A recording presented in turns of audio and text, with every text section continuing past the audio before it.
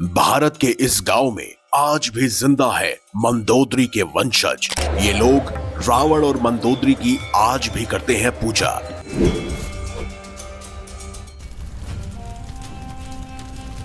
रामायण में एक से बढ़कर एक पात्र थे जिनकी वंशावली आज भी भारत जैसे सनातनी देश में मौजूद है।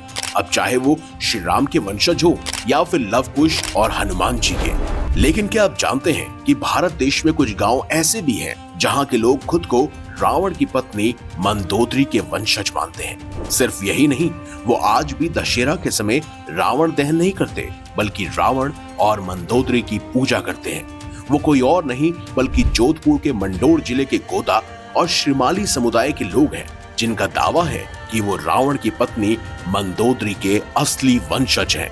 लेकिन अब सवाल उठता है कि जब रावण और मंदोदरी के पुत्र मेघनाथ, अतिकाय और अक्षय कुमार श्री राम, लक्ष्मण जी और हनुमान जी के द्वारा मारे गए थे, तो अब मंदोदरी के वंशज आखिर आए कहां से?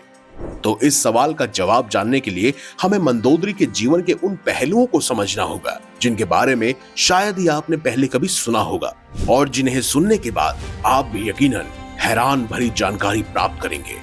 वाल्मीकि रामायण में वर्णित एक कथा के अनुसार मधुरा नाम की एक दिव्य कन्या कैलाश पर्वत पर भगवान शिव को प्रसन्न करने आई थी। उस समय माता पार्वती वहां पर उपस्थित नहीं थी। अचानक पहुंची माता पार्वती ने जब मधुरा को शिव की आराधना करते हुए देखा तो वो क्रोधित हो गई और मधुरा को 12 वर्षों तक कुएं में मेंढक के रूप में रहने का श्राप दे दिया। महादेव के आग्रह पर पार्वती ने श्राप वापस तो नहीं लिया, लेकिन ये वरदान दिया कि 12 वर्ष बाद मधुरा अपने मूल रूप में लौट आएगी। उधर मायासुर और अप्सरा हेमा पुत्री प्राप्ति के लिए कैलाश पर्वत पर तपस्या कर रहे थे। उसी समय 12 वर्ष भी बीत चुके थे और मधुरा का श्राप भी समाप्त हो गया था और उसी समय वो सहायता के लिए पुकारने लगी।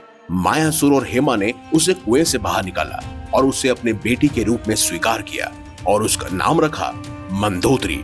फिर एक बार मायासुर के महल में रावण पहुंचा और मंदोदरी को देखकर मोहित हो गया। मायासुर के इनकार करने के बावजूद रावण ने विवाह के लिए दबाव डाला। अपने पिता की रक्षा और रावण के शिव भक्त होने के कारण मंदोदरी विवाह के लिए तैयार हो गई। विवाह के बाद मंदोदरी सदैव रावण को अधर्म करने से रोकती रही। सीता हरण के बाद भी उसने रावण के बार बार माता सीता को लौटाने की विनती की, लेकिन अहंकार में डूबे रावण ने उसकी एक बात नहीं मानी। वहीं कहते हैं कि रावण वध के बाद मंदोदरी क्रोध में भरकर श्री राम को श्राप देने चली गई, लेकिन हनुमान जी और खुद श्री राम के मर्यादित आचरण ने उसे सत्य का बोध कराया। बाद में श्री राम ने विभीषण का राज्याभिषेक किया। वहीं विभीषण ने मंदोदरी को प्रस्ताव भेजा विवाह के लिए, जिसे उसने पहले ठुकरा दिया, लेकिन भगवान राम की आज्ञा से अंततः ये विवाह संपन्न हुआ। और कहा जाता है कि आज जो लोग मंदोदरी के वंशज होने का दावा करते हैं वो मंदोदरी और विभीषण के पुत्रों की वंशावली से जुड़े हुए हैं, लेकिन खुद को मंदोदरी का वंशज कहने वाले गोदा और श्रीमाली गोत्र के ये लोग रावण का भी सम्मान एक पिता के रूप में करते हैं। कहते हैं दशहरा पर ये लोग रावण के लिए तर्पण, पिंडदान और श्राद्ध करते हैं। ये लोग रावण को बुराई का प्रतीक नहीं मानते बल्कि एक विद्वान, शिव भक्त और महाब्राह्मण और अपने पूर्वज के रूप में उनका सम्मान करते हैं।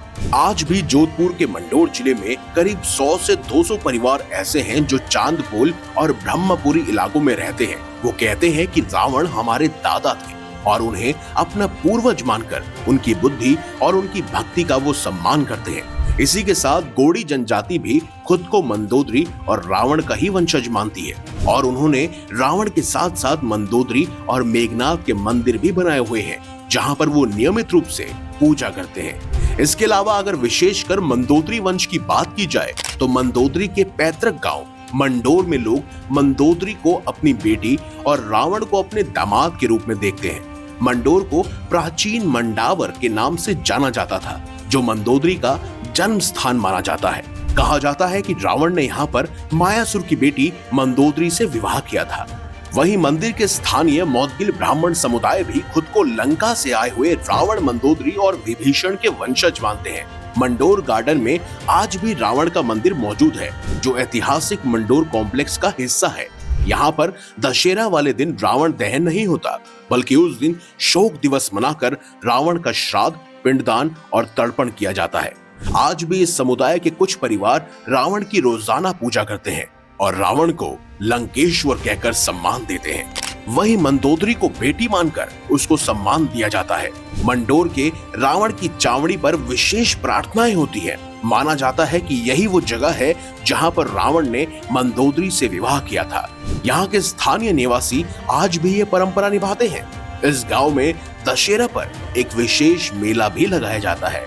वहीं दोस्तों, मंदसौर जो कि मंदोदरी का मायका था और रामायण काल में जिसे दशपुर के नाम से जाना जाता था, वहां के नामदेव वैष्णव समाज के लोग रावण को दामाद मानकर उसकी पूजा करते हैं। यहाँ पर एक प्राचीन रावण का मंदिर भी है। साथ ही साथ यहाँ पर हड़प्पा सभ्यता के कई सारे अवशेष भी मिले हैं। कहते हैं दशहरा वाले दिन यहाँ पर रावण का पुतला नहीं चलता, बल्कि दशहरा वाले दिन शोक सभा होती है और रावण की 35 फुट ऊंची मूर्ति के आगे मंदिर में उनकी भक्ति और प्रार्थना के साथ उनकी आरती उतारी जाती है। केवल इतना ही नहीं दोस्तों, आज भी हमारे भारत में कई और ऐसी जगह हैं जहां पर रावण की पूजा खास तौर पर की जाती है। ये लोग रावण को हीरो और श्री राम को विलन समझते हैं। साथ ही लोग खुद को रावण का वंशज भी मानते हैं। इन जगहों में से एक खासकर बिसरक, जिसे रावण का जन्म स्थान माना जाता है, जो कि उत्तर प्रदेश में ग्रेटर नोएडा के पास है। कहते हैं रावण के पिता ऋषि विश्वश्रवा से ही इस गांव का नाम बिसरक पड़ा। लोक कथाओं का कहना है कि रावण का बचपन यहीं बीता था। यहाँ एक स्वयंभू शिवलिंग भी है जो विश्वश्रवा ने खोजा था। दशहरे पर यहाँ पर भी रावण दहन नहीं होता, बल्कि दशहरा को शोक के रूप में मनाया जाता है।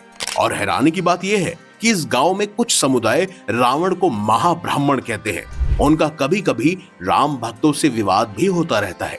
इसके अलावा उत्तर प्रदेश का मेरठ माया राष्ट्र यानी कि मंदोदरी के पिता मायासुर का अपभ्रंश माना जाता है। स्थानीय परंपरा में यहाँ पर रावण को शिव भक्त के रूप में पूजा जाता है। इसके अलावा कर्नाटक के मांड्य और कोलार में मौजूद स्थानीय जनजातियां रावण को पूर्वज मानती हैं। कोलार में रावण का एक विशेष मंदिर है जहां पर शिव तांडव स्तोत्र का पाठ होता है। इसी के साथ उत्तर प्रदेश के कानपुर में तो दशानन मंदिर मौजूद है, जिसे 1890 में राजा गुरु प्रसाद शुक्ल ने बनाया था। और आज ये 100 से भी ज्यादा साल पुराना मंदिर जो साल में सिर्फ दशहरे पर ही खुलता है और यहाँ पर रावण को विद्वान के रूप में पूजा जाता है। इसी तरह आंध्र प्रदेश के काकीनाडा में भी रावण पूजनीय माने जाते हैं। यहाँ रावण को शिव भक्त के रूप में पूजा जाता है। इसके अलावा मध्य प्रदेश के रावण ग्राम में भी रावण की 10 फुट की मूर्ति है और हिमाचल के कांगड़ा को तो रावण का तपस्या स्थल माना जाता है। हिमाचल के ही बैजनाथ और मध्य प्रदेश के विदिशा में भी रावण की साल भर पूजा की जाती है। दोस्तों, ये हमारे भारत की वो जगह, गांव और राज्य है जहां आज भी कई जाति, जनजाति और समाज के लोगों में मंदोदरी को आज भी एक रानी के रूप में पूजा जाता है और उन्हें पूर्वज के रूप में सम्मानित किया जाता है। और तो और रावण को भी महाज्ञानी, शिव भक्त और पूर्वज के रूप में सम्मान दिया जाता है। तो दोस्तों, यही थे मंदोदरी के वंशज जो आज भी मंदोदरी, विभीषण और रावण को ही अपना पूर्वज मानते हैं। तो दोस्तों, आपको ये जानकारी कैसी लगी है कमेंट बॉक्स में हमें अवश्य बताएं। क्या इससे पहले आपको पता था कि भारत के कुछ गांव और समुदाय आज भी मंदोदरी को अपना पूर्वज मानते हैं और खुद को उनका वंशज बताते हैं? कमेंट बॉक्स में हमें इस बारे में अवश्य लिखिएगा। अगर आपको ये वीडियो, ये जानकारी अच्छी लगी है तो इस वीडियो को लाइक कीजिए, हमारे चैनल को सब्सक्राइब कीजिए और ज्यादा से ज्यादा शेयर भी कीजिए। तो मिलेंगे अगली बार एक नई खास वीडियो के साथ। तब तक के लिए देखते रहिए संपूर्ण ज्ञान का केंद्र बिंदु, मिस्टीरियस हिंदू।